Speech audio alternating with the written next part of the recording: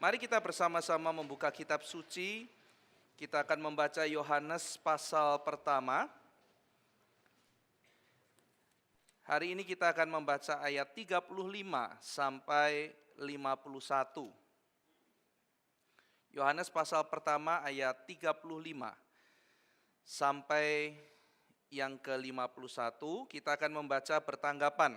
Saya akan memulai dengan membaca ayat ke-35. Pada keesokan harinya, Yohanes berdiri di situ pula dengan dua orang muridnya.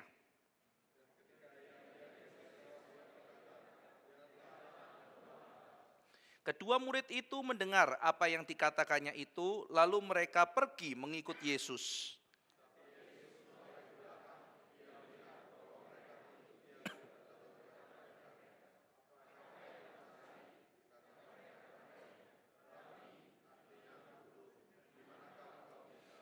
Ia berkata kepada mereka, "Marilah dan kamu akan melihatnya."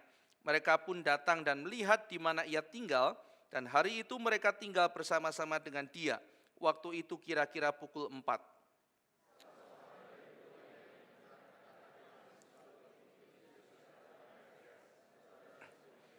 Andreas mula-mula bertemu dengan Simon, saudaranya, dan ia berkata kepadanya, "Kami telah menemukan Mesias," artinya Kristus.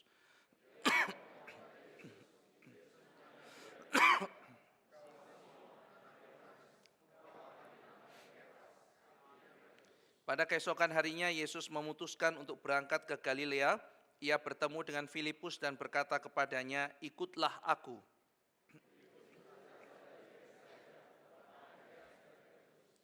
Filipus bertemu dengan Natanael dan berkata kepadanya, "Kami telah menemukan dia yang disebut oleh Musa dalam kitab Taurat dan oleh para nabi, yaitu Yesus anak Yusuf dari Nazaret."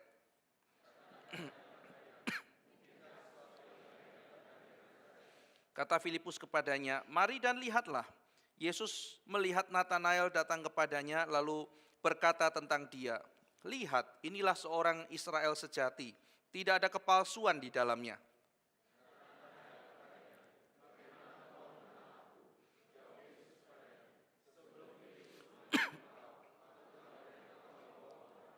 Kata Natanael kepadanya, "Rabi, engkau anak Allah, engkau raja orang Israel."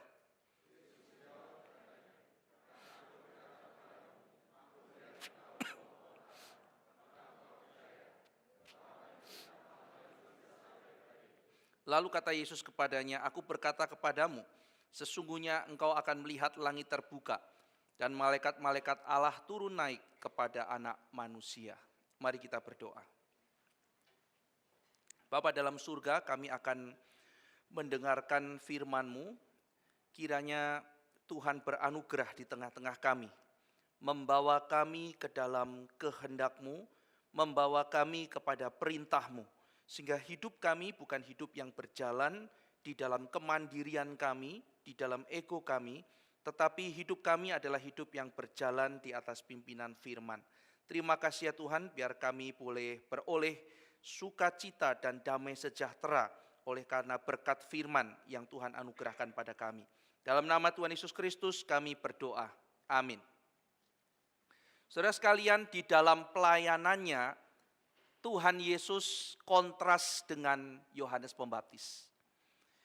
Yohanes Pembaptis mengalihkan perhatian orang dari dirinya menuju kepada Kristus. Sebaliknya pelayanan Yesus Kristus itu menarik seluruh perhatian orang kepada dirinya. Jadi kita melihat arah yang berbeda. Yohanes mengatakan jangan lihat aku tapi lihat Kristus. Dan Kristus mengatakan semua harus melihat kepadaku. Ketika dia berjumpa dengan Filipus di dalam pasal 14, Filipus mengatakan, "Tuhan, perlihatkanlah Allah itu kepada kami." Dan Yesus berkata, "Filipus, Filipus, engkau itu sudah lama bersama-sama dengan aku. Engkau itu lama. Tapi engkau belum kenal aku." Ironis sekali. "Filipus, kamu itu lama dengan saya. Tapi kamu belum kenal saya," kata Yesus. "Tidakkah engkau tahu bahwa kalau engkau melihat aku, engkau melihat Bapa?" Nah saudara sekalian, maka lihatlah akan aku, itu pelayanan Kristus. Maka di sini kita melihat kontrasnya bagaimana Yohanes Pembaptis mengalihkan pandangan dan Yesus yang memang layak adalah yang patut untuk menerima pandangan manusia. Maka saudara-saudara sekalian, di dalam kehidupan kita mesti mengerti kisah yang kita hidupi. Yaitu bahwa kita berperang bagi kerajaan Allah. Kita meninggikan raja kita, yaitu Yesus Kristus. Maka kita adalah satu tubuh, satu tim, satu keluarga yang bersama-sama menjunjung tinggi Kristus Yesus di dalam kehidupan kita. Maka dalam hidup ini urusannya bukan kita kalah atau kita menang. Tetapi urusannya adalah Kristus ditinggikan atau tidak. Saudara, ketika Petrus mengajari, menghimbau jemaat untuk berdebat, berapologetika. Dia mengatakan, kuduskanlah Kristus dalam hatimu. Baru setelah itu kamu bersiap-siap untuk kemudian memberikan jawaban kepada orang yang mempertanyakan imanmu. Jadi kalau ada orang mau bertanya secara rasional, kok kamu percaya Tuhan? Kenapa percaya Tuhan? Ayo beri jawaban. Maka Petrus mengatakan, berikan jawaban. Tapi sebelum itu kuduskanlah Kristus dalam hatimu. Kristus harus dikuduskan. Maksudnya apa saudara? Kalau Kristus yang dijunjung tinggi ketika saya berdebat sama orang, itu urusannya sudah bukan harga diri. Ini sudah bukan urusan saya menang atau saya kalah. Tapi apakah di dalam perdebatan itu atau di dalam diskusi itu, dalam tanya jawab itu, Kristus ditinggikan. Nah, saudara sekalian, maka Yohanes adalah salah satu contoh orang yang demikian secure dalam pelayanan. Hatinya aman. Maka ketika dia melayani, lalu hasil pelayanannya itu kembali kepada Kristus. Dia tidak ada kekuatan apapun yang dia lakukan untuk berusaha menahan. Kalau kita ngelihat ya kontras pelayanan sekarang ya saudara, dalam kondisi abad 21, abad 20 yang lalu. Itu kalau anak main kelompok kecil gitu loh. Kan di kampus kan sering ada kelompok kecil gitu ya. Kadang-kadang di gereja kita juga ada kelompok kecil. Kalau zaman dulu itu, kalau waktu saya kuliah itu ada papi-papi dan mami-mami gitu ya. Jadi kalau ketua kelompok namanya papi, kalau ketua kelompoknya perempuan namanya mami.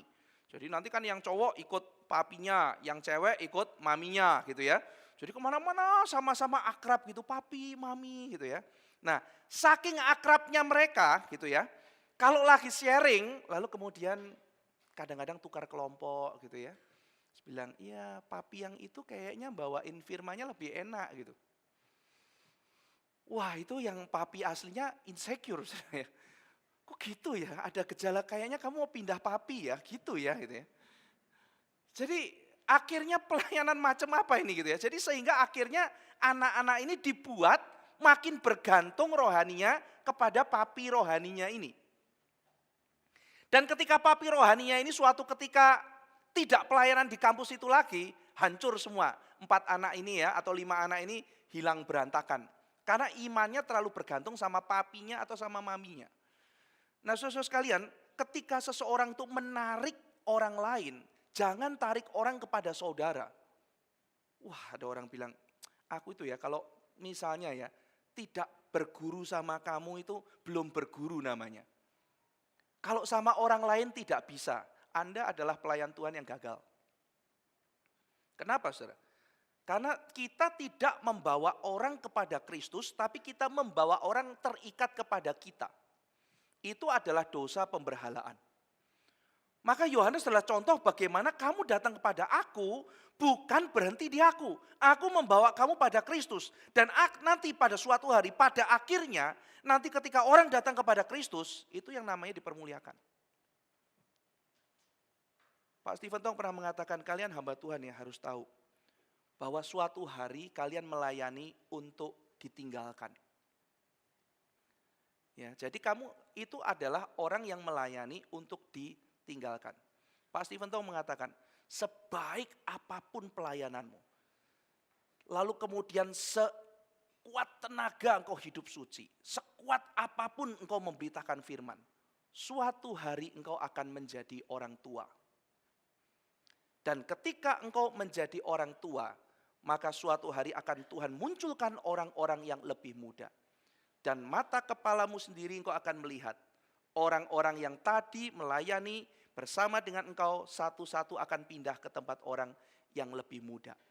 Dan saat itu engkau baru tahu perasaan Yohanes Pembaptis. Ya kan? Jadi saudara-saudara sekalian, kita itu cuma sementara. Setiap kita melayani konteksnya, apapun itu konteks kita. Melayani untuk sementara. Wah, saudara jadi ketua di kemajelisan, jadi ketua di departemen apa dan sebagainya. Itu cuma sementara. Sementara saja. Kenapa? Karena kita manfaatkan kesementaraan itu untuk membawa orang kepada Kristus. Itu yang paling kekal. Nah, saudara-saudara sekalian, maka di dalam konsep kita satu keluarga, satu tubuh melayani Tuhan. Kita bersedia seperti Yohanes Pembaptis yang ditempatkan di mana saja, yang penting saya berperan dan nama Tuhan dipermuliakan. Saudara ada yang pernah tahu namanya T.W. Wilson? Coba yang tahu tunjuk jari, ada yang pernah dengar nama ini T.W. Wilson? Tidak ada ya? Kalau yang namanya Billy Graham tahu? Coba tunjuk jari, ada yang tahu Billy Graham? Oh ada banyak saudara ya. Kalau Billy Graham banyak ya. Jadi Billy Graham banyak yang tahu. T.W. Wilson tidak ada yang tahu. Tadi saya lihat tidak ada satu yang tunjuk jari. T.W. Wilson itu teman sekolahnya Billy Graham. Teman kuliahnya Billy Graham. Nah saya cerita sedikit tentang T.W. Wilson ini. Saya juga sebetulnya tidak pernah tahu ini siapa sampai saya baca bukunya. Dan kenapa saya beli bukunya? Itu pun karena ada endorsement dari Billy Graham. Ya, jadi Billy Graham memperkenalkan, oh ini Billy Graham memperkenalkan. Siapa nih orang? Oh timnya dia gitu ya. Nah, saya mau lihat nih, menarik sekali. Ini satu tim yang menarik gitu ya. Saya beli bukunya, saya baca siapa sih ini T.W. Wilson ini. Oh teman kuliahnya. Alkisah, Billy Graham itu sukar sekali percaya kepada orang. Dia tidak bisa percaya pada sembarangan orang. Kenapa saudara? Karena pelayanan seperti Billy Graham rawan diselewengkan. Beliau itu sangat berhati-hati sekali di dalam menjalankan pelayanan supaya pelayanannya tidak dimanfaatkan dan akhirnya ditunggangi oleh setan. Dia sangat hati-hati sekali. Saudara, saya baru ngerti juga Pak Tong itu ya, misalnya kena macet ya. Waktu dulu ada acara di KKR di Istora Senayan, Pak Tong kejebak macet. Kita udah telepon-teleponan dengan tim yang ada di mobil Pak Tong. Ini bagaimana Pak? Ya ini sebentar lagi kita udah tahan nih, udah 1 jam ini. Sebentar lagi sudah jam 7, jadi harusnya Pak Tong naik mimbar ini. Ini kalau sudah begini ngikutin sampai ini jam berapa? Wah ini kalau trafiknya kayak begini sampai sana mungkin bisa sampai jam 8, setengah 9. Wah terlalu malam, ini bagaimana? Pak Tong bilang, naik sepeda motor. Oke, tim sepeda motor, siapa gitu ya. Terus kemudian, ya Ivan kamu bawa sepeda motor ke sini. Terus kemudian, saya kan lagi jaga gitu kan ya. Pak Tong, saya kirim yang sepeda motornya lebih bagus. Ada orang yang bawa sepeda motor lebih bagus gitu kan ya. Yang motor laki yang lebih gede gitu kan, kira mungkin gitu. Saya kenal enggak? Si ini Pak Tong, saya enggak kenal. Kalau si ini enggak kenal juga, yang ini enggak kenal. Kamu datang ke sini atau enggak usah, kamu yang gantiin saya khotbah. Siap Pak, gitu ya pergi. Langsung jemput lah. Kamu cepat ke sini ya atau kamu yang gantiin khotbah ya saya jemput gitu kan ya. Daripada saya gantiin khotbah di stadion utama gitu kan ya. Udah saya cepat-cepat jemput gitu. Lalu Pak Tong kasih tahu, kamu tuh ya gimana sih sembarangan kirim orang kirim. Saya baru tahu, kenapa Pak Tong gitu? Ya enggak boleh. Kamu kira saya apa? Kirim sembarangan, kirim ojek aja sekalian gitu kan ya. Itu kan orang tidak kenal saya kalau dibawa kemana, lalu terjadi sesuatu dan sebagainya, kamu mesti pikir begitu. Iya Pak, gitu. Oh iya, tidak bisa sembarangan pelayanan. Ya kan? Nah jadi saudara-saudara sekalian, pada waktu masuk bilang, kamu lihat ini orang begitu banyak tunggu saya, lalu kamu serahkan saya sembarangan seperti itu. Kalau terjadi sesuatu orang tunggu banyak, bagaimana firman Tuhan tidak diberitakan? Kamu harus hati-hati, oke. Nah jadi orang itu yang melayani, saudara, tidak bisa sembarangan percaya sama orang. Billy Graham kalau mau masuk ke satu hotel, itu harus dicek saudara. Cek betul-betul, ada orang enggak di dalam kamar. Dikatakan di situ jangan-jangan ada seorang perempuan yang sembunyi, begitu dia mau masuk kamar, tiba-tiba lompat lalu peluk dia, dipotret, disebarkan seluruh dunia, pelayanan dia hancur. Bahkan dikatakan Billy Graham melatih dirinya tidak mengatakan apa yang tidak perlu, bahkan di kamar tidur. Karena dia mengatakan bisa saja orang itu pakai alat pemancar atau apa, lalu kemudian di kamar ngomong sama istrinya gosip, kemudian direkam, disebarkan ke seluruh dunia, Billy Graham gosipnya isinya itu. Bayangkan saudara. Orang yang hidupnya begitu bertanggung jawab, benar-benar transparan gitu ya. Ya apa adanya nih loh, saya kayak begini gitu. Dia bahkan mengatakan saya di kamar pun enggak ngomong yang macam-macam. Orang bisa aja sadap saya. Karena memang saudara sekalian, konteks pelayanan dia demikian sensitif. Pengaruh dia begitu besar. Orang yang demikian enak telepon presiden lalu kasih nasihat, ya Pak Mr. Presiden harusnya begini. Itu yang dari presiden ke presiden yang bisa kayak begitu Billy Graham. Maka Tuhan mempercayakan kepada dia kepercayaan yang begitu besar, dia tanggung jawab. Nah, orang yang melayani ternyata bekas teman-teman lamanya. Termasuk, saudara sekalian, itu adalah TW. Itu teman kuliahnya. Nah, TW itu pikir gini, saya ini pengkhotbah. Cuma kok saya jadi pengkhotbah, saya lihat panggilan Billy ini luar biasa besar. Dan kayaknya Billy ini dipanggil untuk menjadi berkat buat seluruh dunia. Cuma kasihan, dia tidak ada yang backup. Lalu kemudian dia mengatakan, saya merasa terpanggil untuk membackup pelayanannya dia. Jadi TW itu akhirnya berhenti dari khotbahnya, berhenti dari gerejanya, bergabung dengan timnya Billy Graham. Ngerjain apa saudara? Dia bilang pelayananku jadi red sleting-nya Billy Graham. Red sleting saudara. Ngek gitu ya. Jadi pintunya. Mau ketemu Billy Graham? Saya yang jadwal. Ya, kamu ketemu ya gini. Billy Graham padat jadwalnya ya. Saya red sleting-nya. Wah, jadi mau masuk harus lewat TW. Dulu saya ketemu sama satu orang rekan. Wah, aku ini suruh jadwalin orang mau ketemu Pak Tong. Saya bilang sama dia, Pak, pelayananmu pelayanan resleting. Wih, boleh juga itu ya. Itu istilah TW. Apa itu TW? Saya kasih buku, saya pinjemin bukunya. Dia baca, bener ya pelayananku kayak begini ya. Jadi resleting gitu.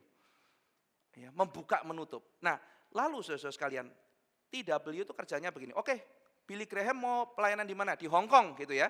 Dia kontak Hong Kong, dia kontak gereja Hong Kong, atur pertemuan, dia pergi ke sana, ketemu gereja-gereja di Hong Kong, setting pertemuannya, nanti meetingnya bagaimana, hall-nya seperti apa, dia periksa, sound systemnya seperti apa dan sebagainya, dia serahkan pada timnya, dia masuk semuanya.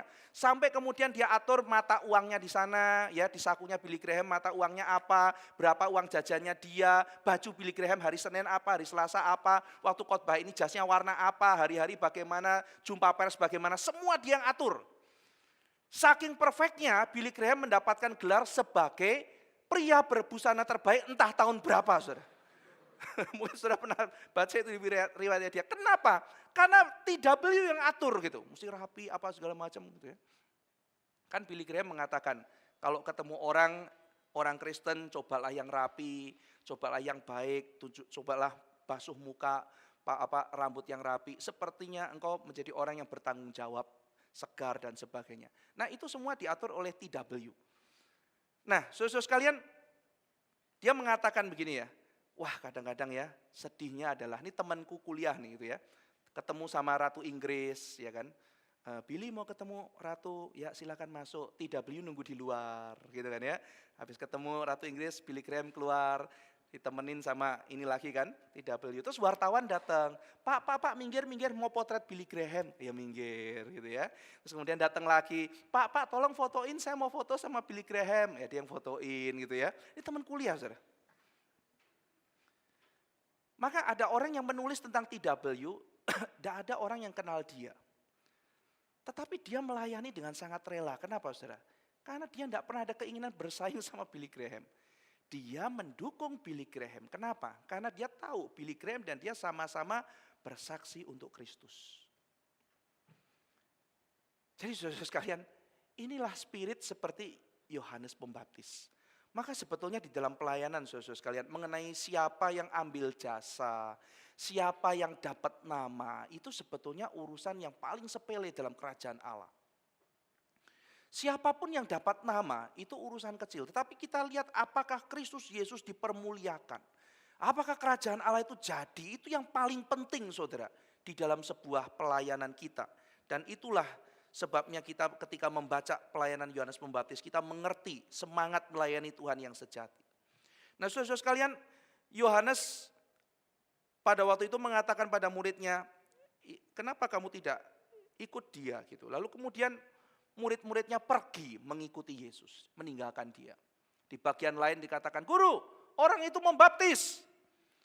Banyak murid-murid kita yang pergi ke sana." Dan dia bilang, "Kamu juga tidak ikut sekalian." Pergi ikut Yesus.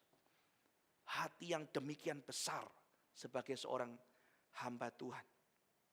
Nah, saudara sekalian, maka kemudian di antara murid-murid yang pergi cari Yesus itu adalah si Andreas. Ya, Andreas datang, lalu kemudian di situ kedua murid itu ya berjumpa dengan Yesus, lalu kemudian tanya ketemu sama Tuhan Yesus, lalu Tuhan Yesus bertanya pada dia, "Apakah yang kamu cari?" Ya, jadi lagi mungkin jalan dipanggil dari belakang, "Rabi, Rabi!" Gitu ya. Terus tengok ke belakang, lari, gitu ya. Terus Yesus tanya, "Apa yang kamu cari? Apa yang kamu cari?" Yesus tidak tanya loh, pengen tahu apa gitu ya. Atau ditanya gitu, "Kamu lagi kurios apa ya?" gitu ya. Atau ada gosip apa gitu ya. Dia tidak bertanya mengenai hal-hal semacam itu. Dia langsung bertanya, "Kamu cari apa?" Jadi dia bukan cuma sekedar bertanya mengenai kamu tertarik pada hal apa atau misalnya kamu pengen tips apa gitu. Tetapi kamu cari apa? Sedalam hatimu itu jiwamu cari apa? Hatimu tuh cari apa? Bukan cuma sekedar aku mau belajar ini atau itu. Kamu tuh cari apa? Kamu datang ke sini ketemu saya, kamu mau cari apa? Dalam sekali pertanyaan, saudara. Nah, kenapa begitu, saudara? Karena memang apa yang ada dalam hati kita yang paling dalam tuh menentukan nanti kita mau mikir apa, kita mau bertindak apa. Kamu tuh cari apa sebetulnya? Kamu datang ke sini cari apa? Saudara, kita ke gereja cari apa? Saya datang kepada Tuhan, Tuhan tanya, "Kamu cari apa? Apa yang kamu cari?" Fundamental sekali. "Kamu mau ikut saya? Mau jadi murid saya?" "Iya, Guru." "Kamu cari apa? Apa yang kamu cari?"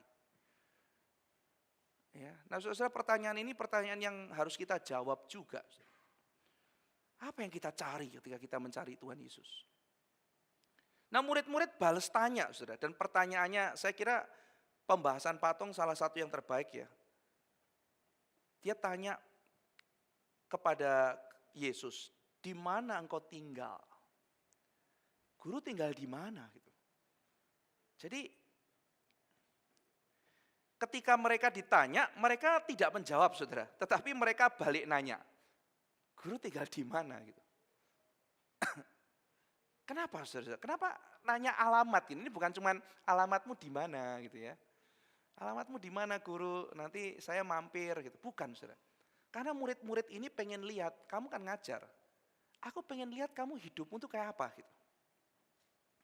Kamu kan guru, pengajar kebenaran. Saya pengen lihat hidupmu tuh seperti apa. Kamu tinggal di mana? Lalu kemudian, saudara sekalian, Yesus mempersilahkan mereka datang. Jadi ketika mereka menguji, "Oke, kamu guru, pengajar kebenaran, teorimu mungkin bagus, ajaranmu tuh indah luar biasa. Tapi aku pengen tahu kamu hidupmu seperti apa. Kamu praktekkan gak apa yang kau ajarkan? Apa itu cuma teori yang besar, yang indah tapi tidak ada hasilnya? Atau engkau menghidupinya? Engkau tinggal di mana?" Nah, Yesus kemudian undang, "Yuk datang ke tempat saya." Lalu kemudian diundang datang, ketemu Yesus, bersama-sama dengan dia, bercakap-cakap. Yesus itu mengajar bukan cuma dengan kata-kata, saudara. Dia dengan kehidupan. Hidupnya terbuka, transparan. Betul-betul transparan. Setelah itu selama 3,5 tahun Yesus tinggal bersama murid-muridnya. 24 jam diawasin. Itu kalau misalnya Yesus hidupnya tidak benar, yang protes itu 12 murid kan. Ya kan? Kalau malam-malam dia sering sering pulang malam, dugem. Itu yang protes nanti Petrus itu kan. Yohanes bilang, "Males kalau di rumah males dia." Andreas bilang, "Makannya banyak, jatah kita dihabisin." Wah, dia mah suka nyalain kita, tukang marah, kerjanya marah-marahin kita. Terus yang satu ngomong cerewet gitu kan ya. Yang satu ngomong, wah, itu semua komplain saudara. Tapi Yesus sudah undang mereka, ayo 12 murid ikut saya 24 jam kehidupannya dilihat. Sampai kemudian nantang semua orang, tunjukkan mana salah saya. Ayo tunjukkan mana dosaku. Wah saudara kan kalau saya nantang gini sama saudara, tunjukkan mana dosaku. Baru belum 3 hari aja saudara, itu mungkin saudara udah bisa bikin disertasi doktorat gitu ya. Daftar kesalahan gitu ya. Wah tebel gitu. Oh, Bapak mau tahu ya 3 hari ini cukup untuk nih daftar kesalahan Bapak gitu. Kita enggak ada yang berani loh saudara ngomong kayak begitu. Yuk tinggal sama saya 24 jam tinggal bareng-bareng selama 3,5 tahun. Ngasih tantangan coba tunjukkan mana dosaku.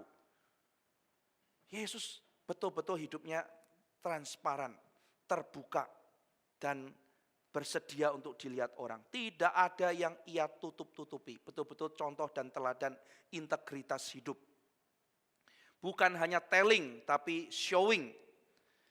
Hidupnya dipakai untuk mengajar. Dan murid-murid tersentuh, saudara. Andreas tersentuh. Wah ini Mesias ini. Andreas tersentuh, ajak saudaranya. Nah ini ya, PI kerabat. Ya, lalu Andreas cari saudaranya. Simon, kamu sudah pernah ketemu Yesus belum? Siapa itu Yesus? Itu Mesias. Masa? Diajak sudah ketemu. Begitu ketemu Simon, Yesus kemudian malah memberikan identitas baru pada Simon. Engkau Simon, engkau akan dipanggil Petrus. Simon itu syama, mendengar. Engkau mendengar, tapi engkau akan menjadi batu karang. Engkau akan menjadi teguh. Wah, akhirnya Simon juga percaya sama Tuhan Yesus karena dibawa oleh saudaranya. Dan bukan hanya itu saja, Yesus kemudian memberikan identiti yang baru kepada Petrus. Petrus, engkau bukan hanya seorang yang mendengar, tetapi engkau akan menjadi orang yang teguh. Engkau akan menjadi batu karang, engkau akan dipakai oleh Tuhan. Nah saudara sekalian, setelah itu ada satu orang lagi yang datang, lalu kemudian menerima Tuhan Yesus, namanya Filipus.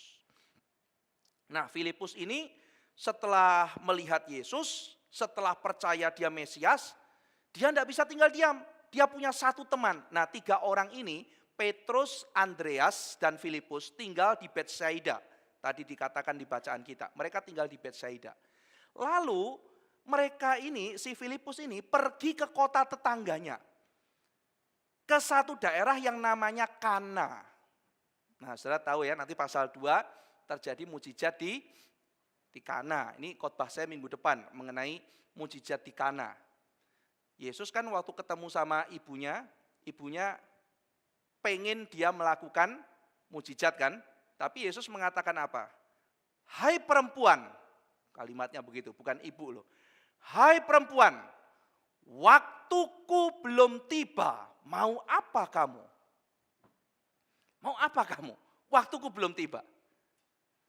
Si perempuan ini diam saja, cuma kasih tahu pegawai-pegawainya, nanti dia ngomong apa aja, ikuti. Terus ditinggal pergi. Pertanyaannya, kok Yesus terus bikin mujizat? Kan udah ngomong tadi kan ya. Jadi maminya udah datang ngarep gitu ya, udah ngarep.com gitu ya. Begitu ngarep, hai perempuan, mau apa daripadaku? Ya, belum ngomong, sudah kesekak, udah tahu gitu ya.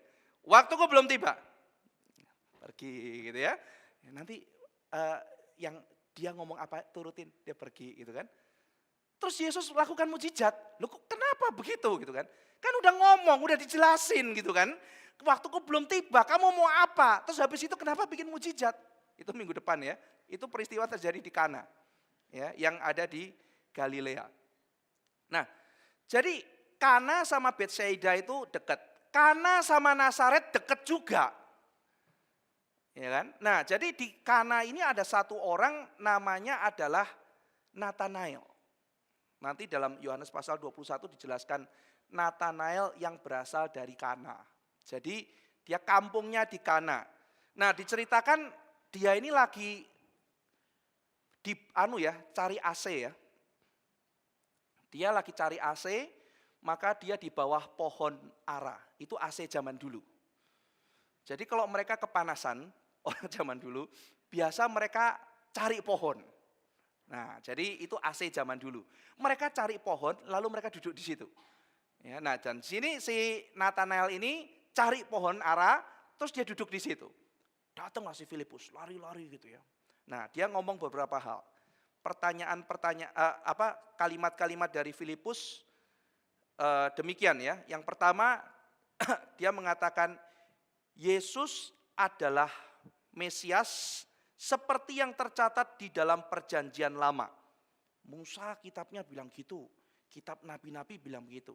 Jadi dia bilang ada Mesias seperti yang tercatat di dalam perjanjian lama. Yang kedua, Filipus mengatakan, aku sendiri telah berjumpa, namanya Yesus. Jadi dia tahu, dia kenal pribadi. Nah, ini prinsip memperkenalkan Yesus Kristus. Yang pertama, memperkenalkan Yesus Kristus seperti yang ada di kitab suci. Yang kedua, waktu saya memperkenalkan Kristus, saya sendiri mengalami hidup saya adalah bagian daripada berita saya. Saya lihat sendiri. Sekarang saya ceritakan sama kamu.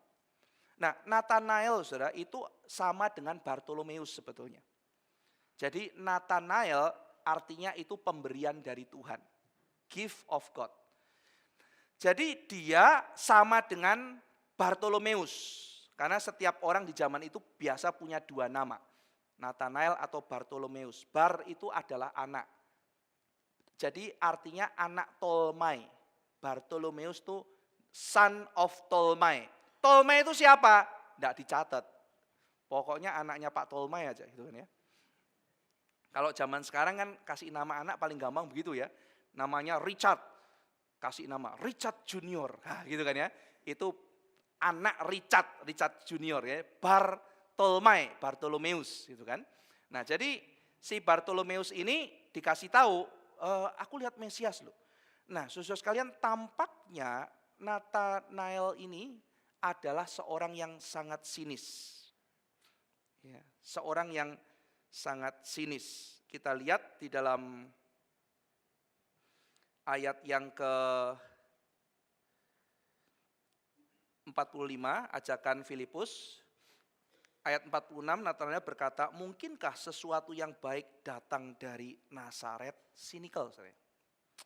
Mungkinkah yang baik itu datang dari Nazaret? Ini orang Yerusalem menganggap rendah Galilea. Jadi kalau ngomongin Galilea, orang Yerusalem, sarang pemberontak, tidak ada yang bagus dari Galilea. Jadi mereka menganggap remeh Galilea. Yang bagus mana? Yerusalem, suci, kudus. Galilea, barbar. Orang Galilea, saudara, menganggap rendah Nazaret. Ya kan? Jadi bayangin ya, jadi orang Yerusalem menganggap rendah Galilea. Ini orang Galilea asalnya kampung juga dekat situ namanya Kana. Nganggap rendah Nazaret. Mana ada orang datang dari Nazaret. Nazaret itu waktu itu kampung kira-kira penduduknya 2.000 orang. Mungkin dia sering keliling apal nama-namanya juga. Siapa? Anaknya siapa? Anaknya Pak Samuel. Aku tahu tuh anak-anaknya Pak Samuel. Jadi keluarga mana sih? Dari Bar Yosef. Anaknya Yusuf. Sama Maria. Aku kenal. Tahu itu Yusuf. Apa yang baik datang dari Nazaret?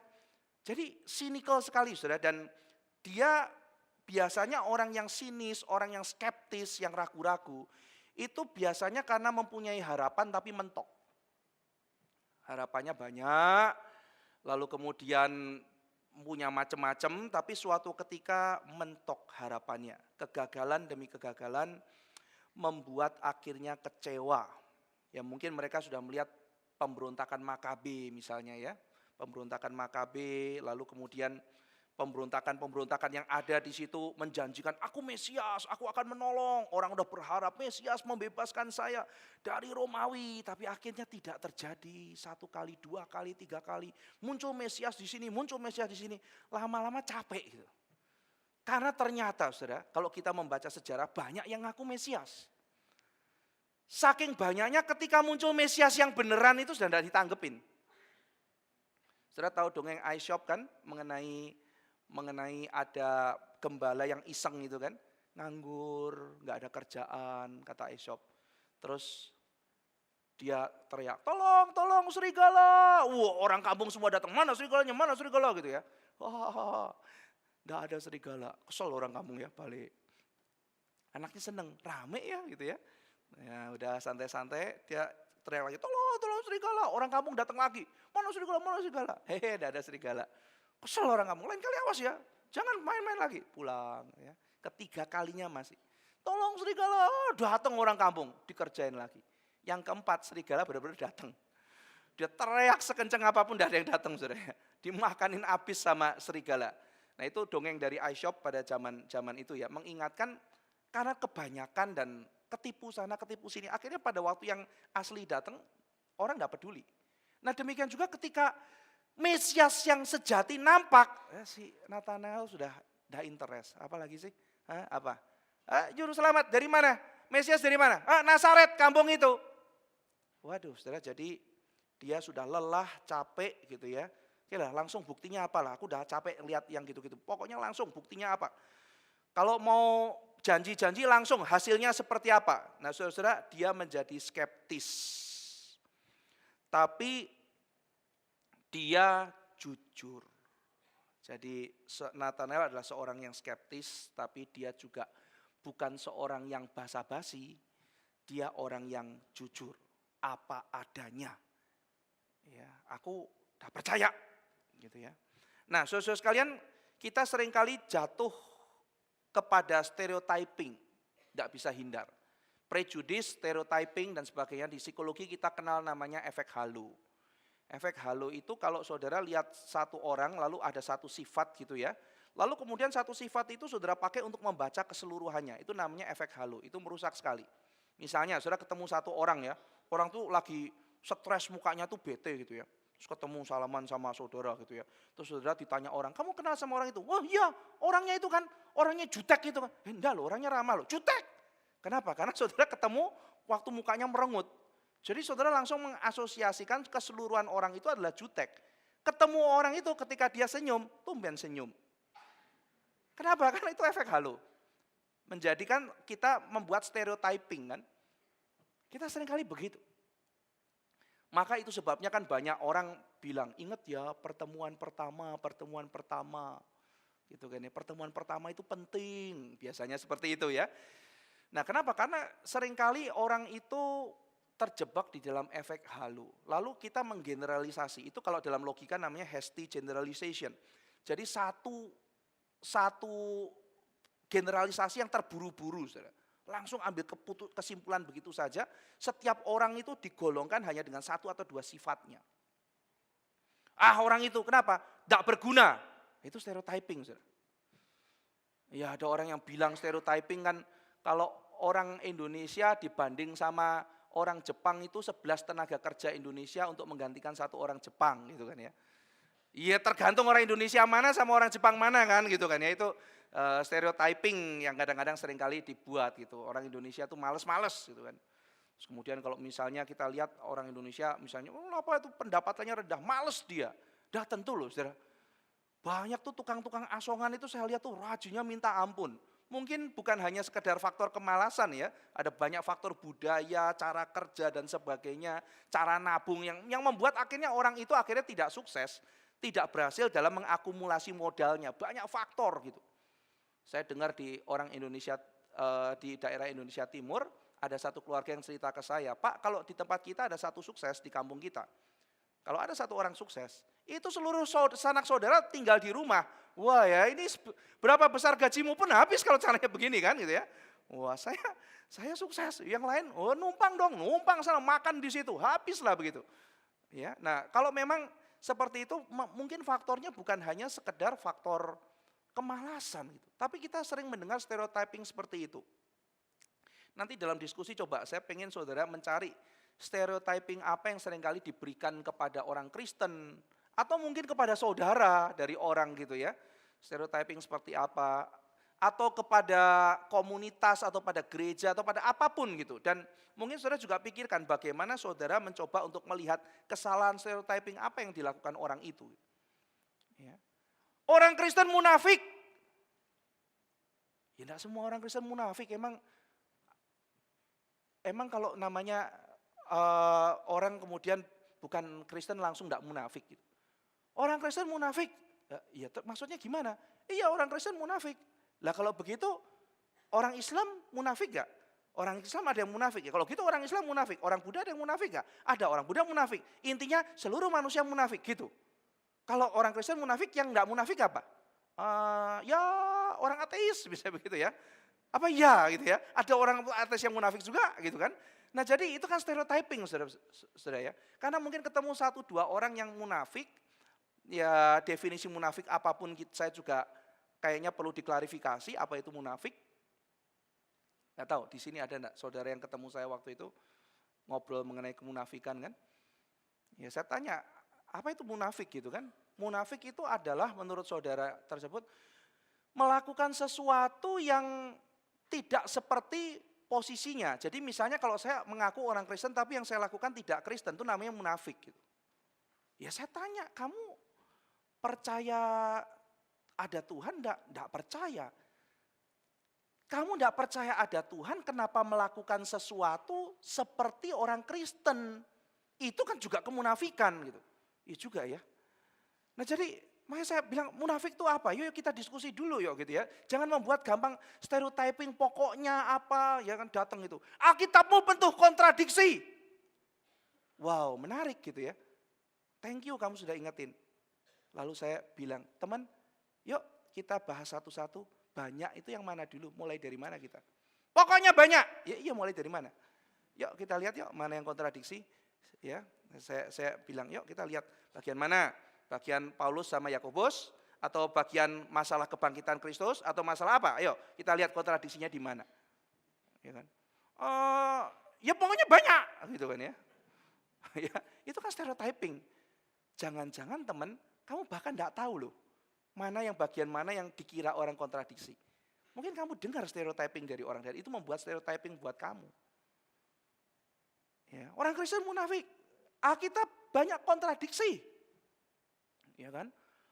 Lah itu semua stereotyping saudara dan itu prejudis-prejudis yang kata orang-orang kudus di zaman dulu, John Bunyan dan sebagainya, Jonathan Edward, itu menahan orang untuk tetap di neraka pakai bahasa figuratifnya dia gitu. Jadi orang di neraka udah mau lari-lari gitu ya, ditahanin sama apa? Sama prejudis. Itu yang membuat orang akhirnya tidak bisa melihat kemuliaan Tuhan karena prejudis. Sama seperti apa yang dilihat oleh Nathanael. Gitu. Nazaret bisa harapin apa dari Nazaret? Seperti Nazaret ini, tidak ada harapan lah gitu ya. Murid-murid kan juga diejek saudara. Orang nelayan dari Galilea bisa apa? Tidak akademik, tidak terpelajar. Dihina saudara sama orang-orang scribe, para ahli akademisi pada waktu itu.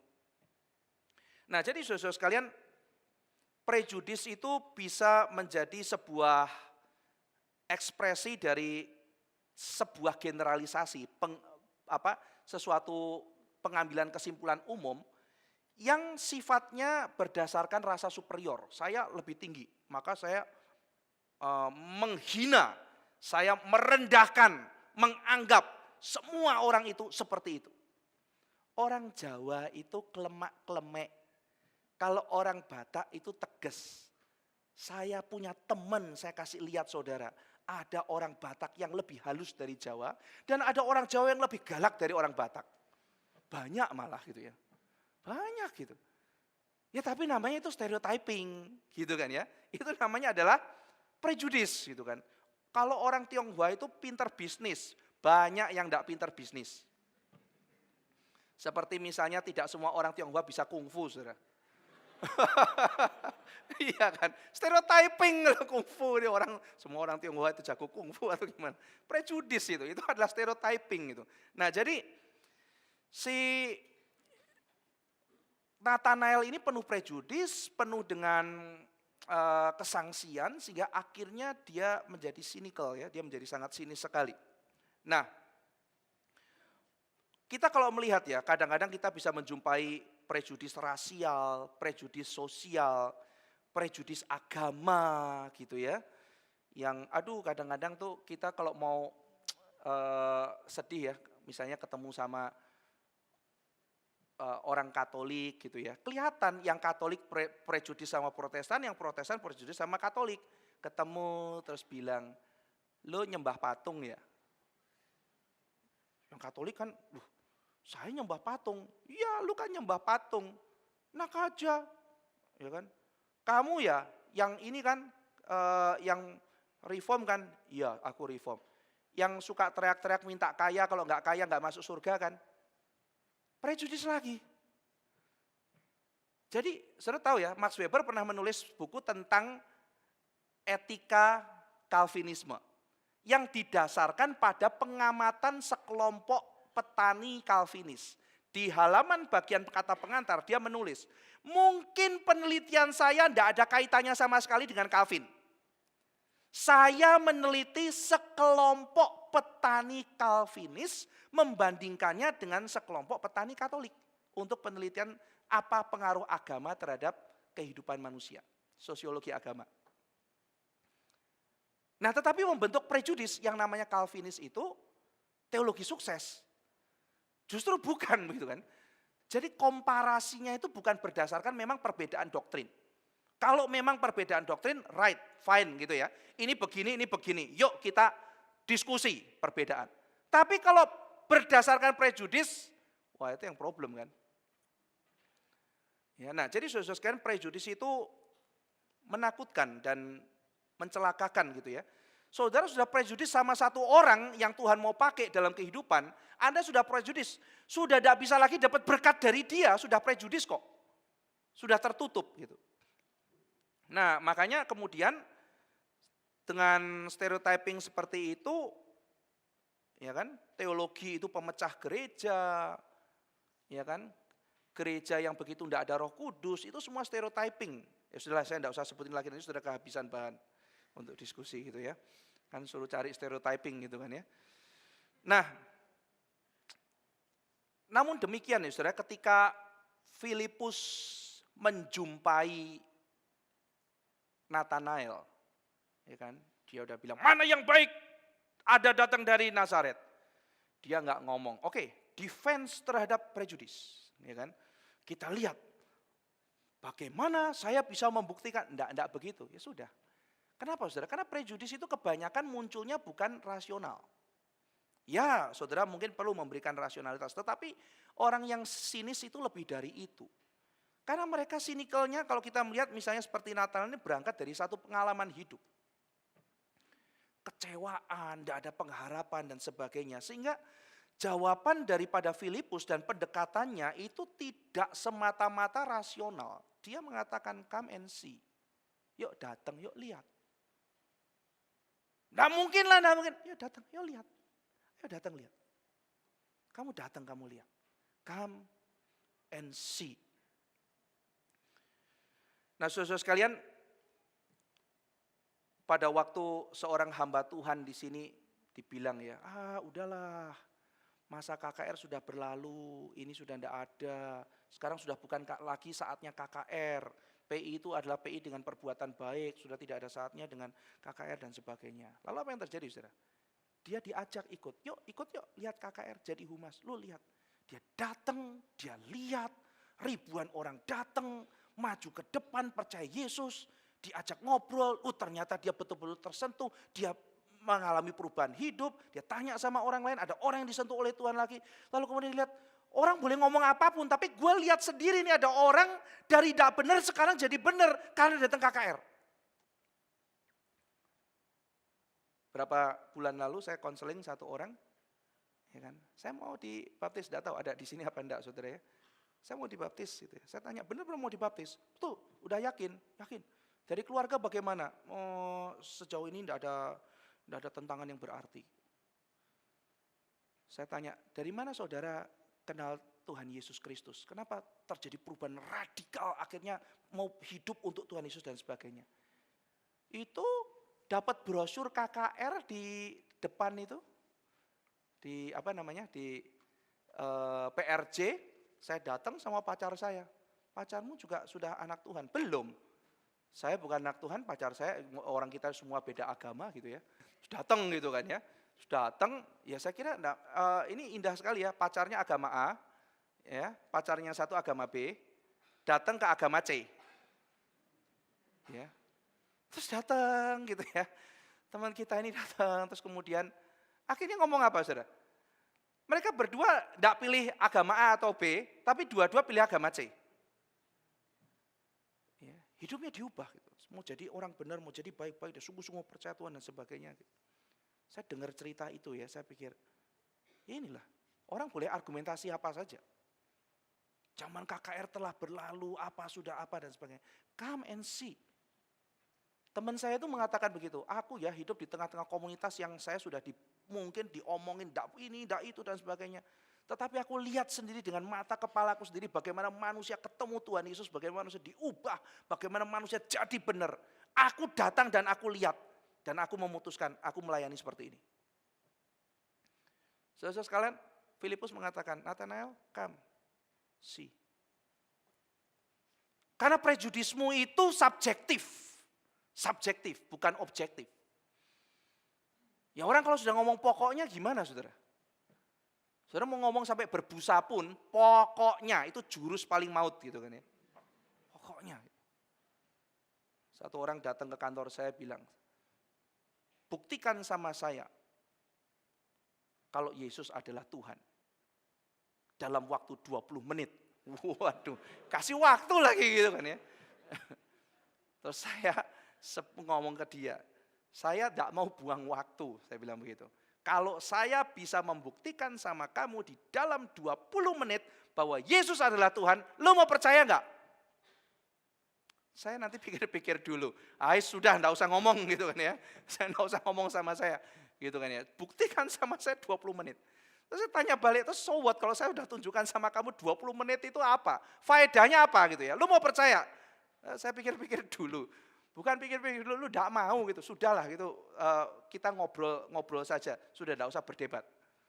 Ya. Kenapa? Karena percuma ngomong gitu, lu tuh pada akhirnya seperti itu, sudah kita datang, saya cerita aja mengenai kekristenan seperti apa, tidak usah debat-debat kayak gitu, saya duduk, saya cerita, lu cerita aja, lu ada apa, saya cerita saya punya, udah tidak usah debat. Percuma gitu kan ya.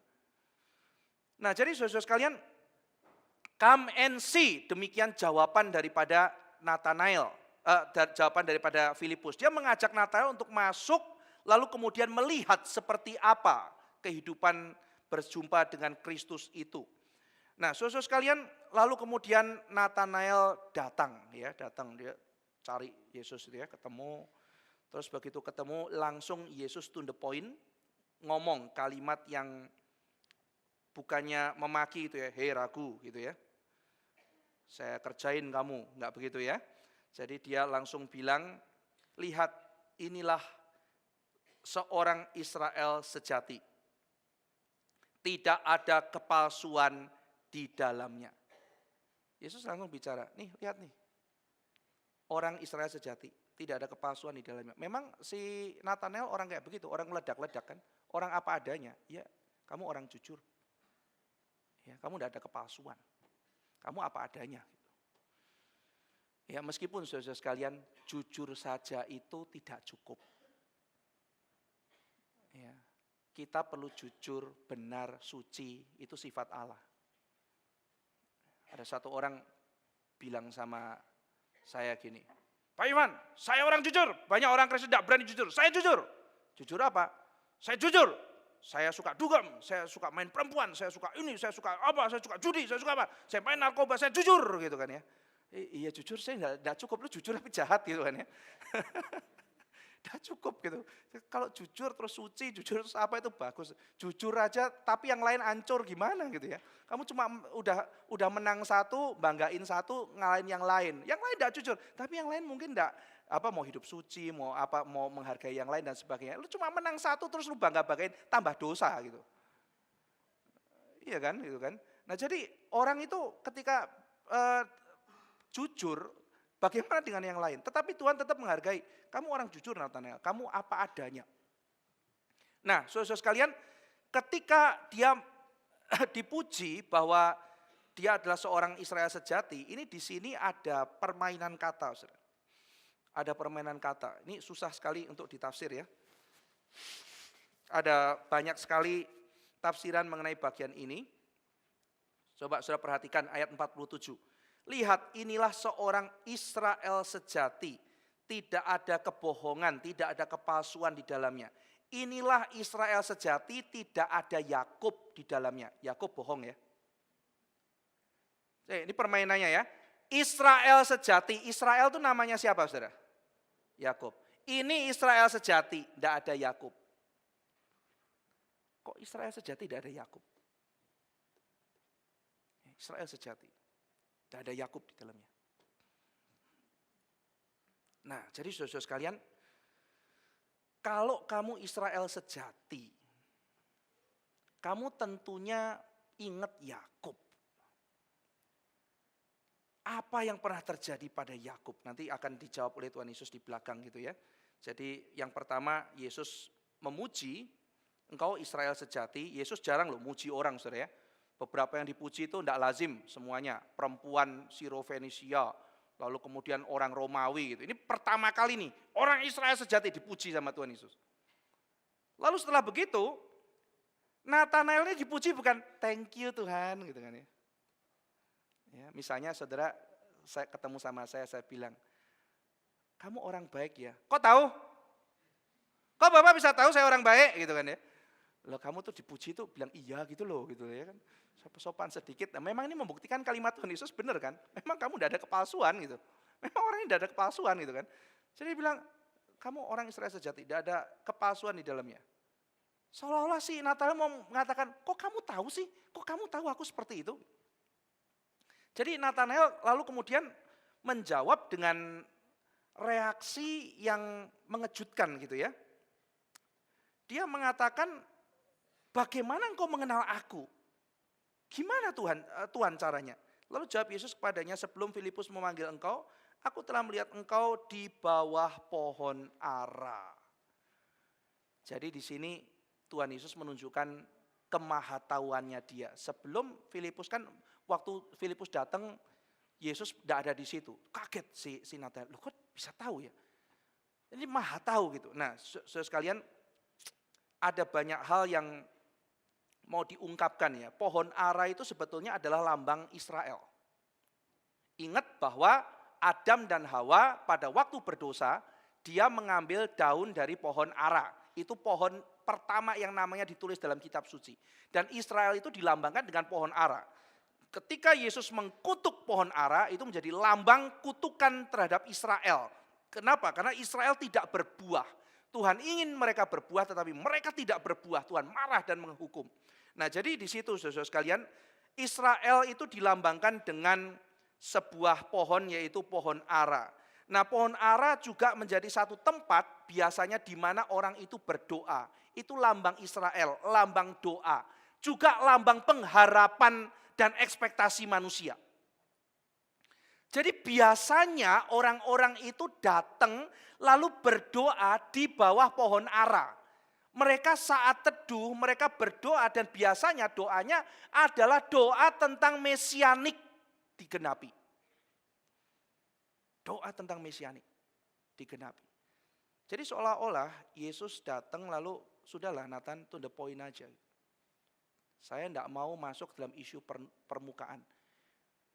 Yang sinis lah, skeptis lah dan segala sesuatu. Permasalahan dalam hatimu itu apa?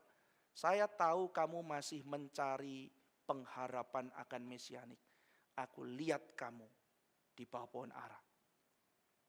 Aku lihat kamu. Jadi saudara sekalian, masalahnya di dalam balutan luarnya itu macam-macam. Wah inilah pengharapan lah, inilah, tidak inilah, Nasaret lah, apa segala macam. Sudah kamu tuh mengharapkan, kamu masih mengharapkan, cuman kamu gak ketemu kan, kamu sakit hati, kamu kecewa. Aku tahu apa yang dalam hati kamu. Sudah gak usah bermain dengan semua di permukaan, saya tahu hati kamu. Kaget itu, Tuhan tahu ya, apa yang ada di dalam diri saya. Permainan kata, permainan menyelamatkan muka. Ada orang yang lelah, yang takut, yang arogan, tidak ingin disentuh. Ya, macam-macam Saudara. Ada orang yang ingin lepas tapi wah macam-macam balutan luarnya. Yang bernafsu jahat tapi dibalut macam-macam. Akhirnya menunjukkan sikap macam-macam. Yesus langsung, nih kamu maunya ini. Sudah Nathanael, Aku tahu apa yang ada di dalam hati kamu. Kamu menantikan Mesias. Lucu ya, menantikan Mesias. Oh, bukan ini, bukan itu. Apa Nazaret? Sudah, kamu duduk. Saya tahu, kamu di bawah pohon ara. Apa maknanya pohon ara? Aku lihat kamu. Ya, kamu menantikan Mesias itu. Menantikan Mesias itu. Saudara sekalian, seorang bernama J. Adams menceritakan ketika dia masuk ke rumah sakit jiwa, mengkonseling satu orang yang mengalami skizofrenia atau kepribadian ganda. Pakai metode ini, pakai obat ini, tidak selesai-selesai. Sampai akhirnya dipegang sama J. Adams, dia melihat muka dengan muka dan dia mengatakan, kalau engkau ada dosa, akuilah di depan Tuhan. Kiranya Tuhan mengampuni dosa. Nangis, perempuan itu nangis. Lalu dia bilang, Pak, aku sudah berzina. Aku berdosa di depan Tuhan. Aku takut dan aku malu. Saudara, apa yang terjadi ternyata? Perempuan ini berzina dan dia takut untuk mengungkapkan kepada papa mamanya. Dan pada waktu papa mamanya mau tanya, saking takutnya dia teriak. Papa mamanya berhenti, tidak bertanya lagi. Lalu kemudian papa mamanya mau nanya lagi, dia curiga ada apa, dia teriak lagi. Papa mamanya berhenti. Akhirnya lama-lama dia membuat dirinya menjadi seperti itu, lalu akhirnya kebablasan sampai akhirnya masuk ke dalam rumah sakit. J. Adams mengatakan di tempat itu dia mengakui semua dosanya, mengalami kelegaan, datang kepada Tuhan, dan kemudian terus dikonseling, didatang pada Tuhan, dan suatu ketika dia meninggalkan rumah sakit itu dan akhirnya menjadi orang yang normal. Tidak tentu saudara, betul-betul ada kelainan di otak dan sebagainya. Ada banyak kasus yang harus kita bedakan. Tetapi poinnya saudara sekalian, manusia bisa sedemikian rumit. Apa yang ada di dalam hatinya ditutup dan Yesus langsung bilang, aku tahu apa yang ada dalam hatimu Nathanael. Nah saudara sekalian, kadang-kadang kita menghadapi orang yang skeptis, kita berargumentasi di luar, gitu. Tidak menyelesaikan masalah. Debat, ya menang debat atau kalah debat tidak ada gunanya. Anda kalah debat diketawain, menang debat pakai jurus pokoknya. Iya kan?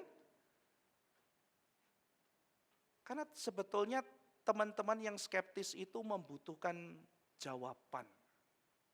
Kita perlu mendampingi, mendoakan mereka, bukan memusuhi. Mereka perlu jawaban di dalam hati mereka. Mereka juga seperti kita. Tapi mungkin kita mengharapkan satu pergumulan yang lain. Jangan musuhi mereka, saudara. Kita justru harus mendoakan mereka.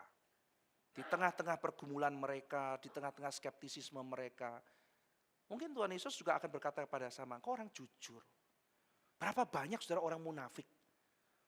Tidak mengakui bahkan pergumulannya dia. Tetapi Nathanael dengan jujur mengakui aku bergumul.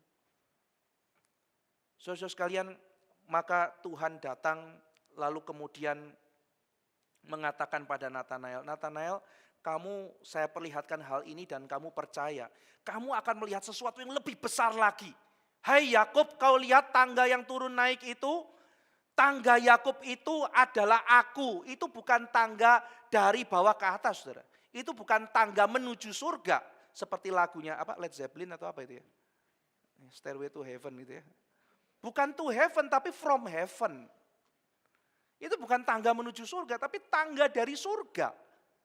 Yang diberikan dari surga ke bawah, bukan jalan kita ke sana. Tapi Tuhan yang kasih ke kita, dan itu adalah Yesus. Yesus mau mengatakan, aku adalah tempat di mana surga dan bumi ketemu jadi satu. Engkau akan melihat hal itu, kemuliaan, keselamatan bagi seluruh bangsa.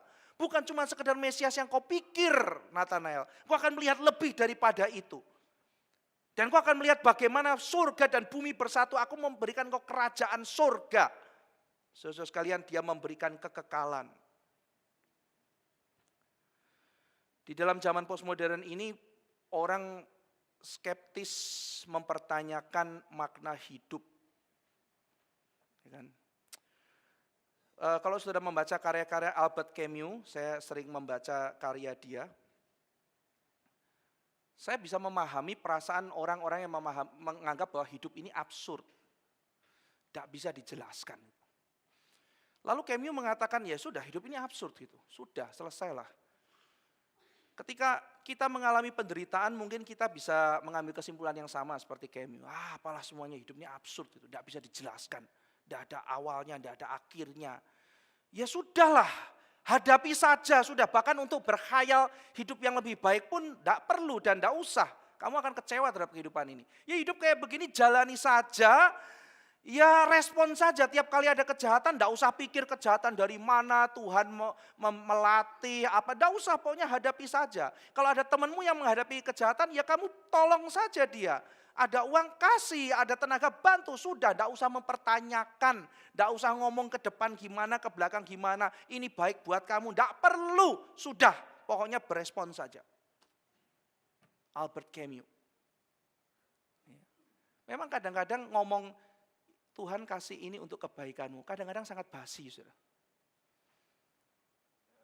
Dan bagi orang yang dalam penderitaan itu, wah, lu ngomong gitu, anak gue dipanggil, lu bilang untuk kebaikan gue doain anak lu dipanggil ya untuk kebaikan lu. Kalau perlu semua anak lu gitu. Sudah ngerti ya maksudnya? Kadang-kadang orang dalam penderitaan tidak bisa diomongi seperti itu gitu. Makanya waktu teman saya WA saya, Pak ini ada orang lagi kesulitan, saya harus ngomong apa? Saya jawab tidak usah ngomong. Ya udah enggak usah banyak ngomong, sudah duduk situ. Dia minta doain ya kamu doain. Yang penting kamu temenin dia. Orang dalam kedukaan seperti itu yang penting adalah kamu tunjukkan cinta kasih, perhatian. Kalau memang betul-betul kamu mengasihi dia, temenin dia lebih penting. Enggak usah banyak ngomong. Makin banyak ngomong makin salah gitu. Itu Tuhan yang mengasihi. Saya suatu ketika datang ke tempat orang ini, saudara, ke tempat orang cancer. Sudah saatnya Bapak Pendeta ini membacakan ayat. Ya gitu kan ya. Bapak ini Bapak Pendeta, biarkan dia menunaikan kewajibannya. Sejak kapan saya wajib gitu kan. Harus ini Bu gitu. Iya harus Pak. Ya sudah saya baca saudara. Saya bukakan Roma 8:28. Baru selesai saya baca langsung dia bilang cut. Dia cut saya saudara. Anda tahu apa sama saya? Saya tiap hari makan morfin untuk pengobatan rasa sakit itu pun sudah tidak mempan. Untuk kebaikan saya, untuk kebaikan saya. Kebaikan apanya? Kamu belum pernah. Emosi saudara. Kan gitu ya. Saya udah bilang gitu kan ya, dia minta ya, dia paling tua di situ kan ya, saya diam aja gitu kan. Teman saya yang sebelah, Bapak minum obat apa sih? Puji Tuhan, Tuhan itu baik, Tuhan itu atur. Bapak minum obat apa? Obat ini. Bapak tidak boleh marah-marah gini, tahu tidak saya minum obat dosisnya lebih tinggi dari Bapak. Diam dia kaget. Kok kamu bisa besuk saya? Iya bisa dong. Terus kalau saya sakit saya diam-diam saja. Bapak juga sakit, saya besuk Bapak. Oh diam gitu. Bisa ya kamu ya? Kamu bisa ya? Ya bisa, saya punya Tuhan. Diam dia. Come and see.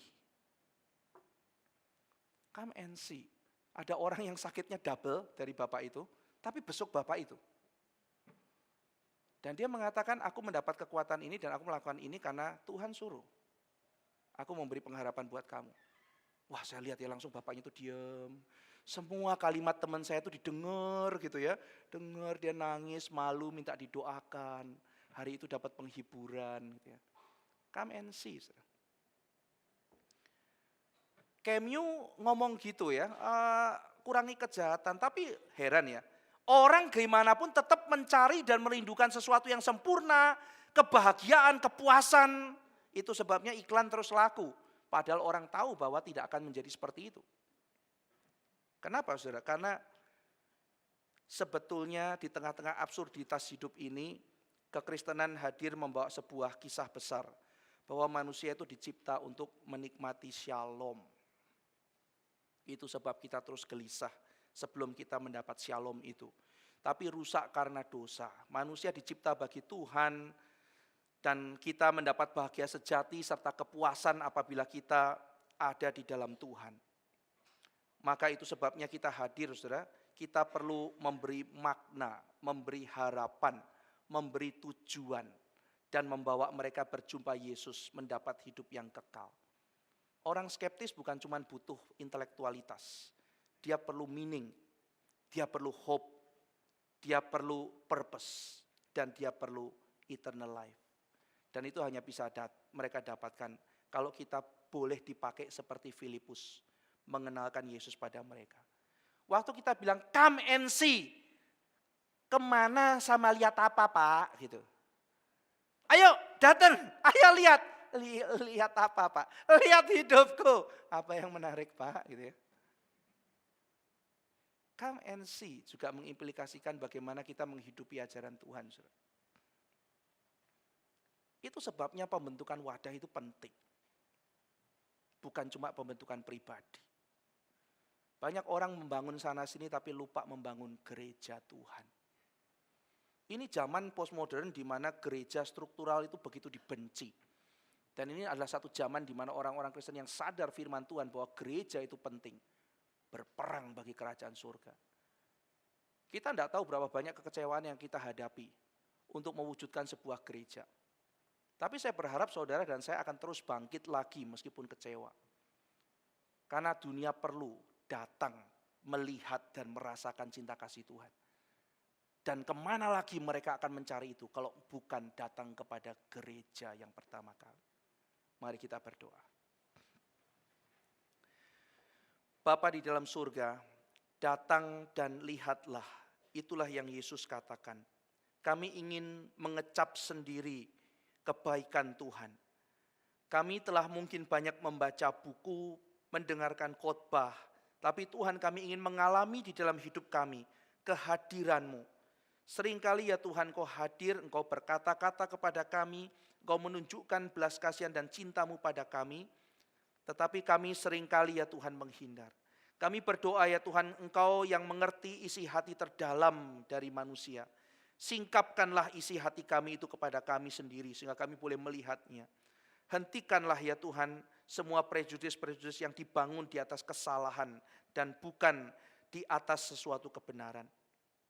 Biarlah ya Tuhan, Engkau juga boleh menolong kami membangun hati kami menjadi hati yang rela bersedia untuk dibentuk dan dipakai.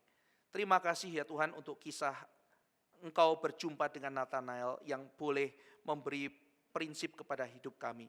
Pada waktu kami berjumpa dengan orang-orang yang skeptis, kami bukan membenci mereka, tetapi kami menghargai orang-orang jujur itu, mendoakan, mendampingi, dan mengajak mereka untuk boleh melihat Kristus. Terima kasih ya Tuhan, dalam nama Tuhan Yesus kami berdoa. Amin.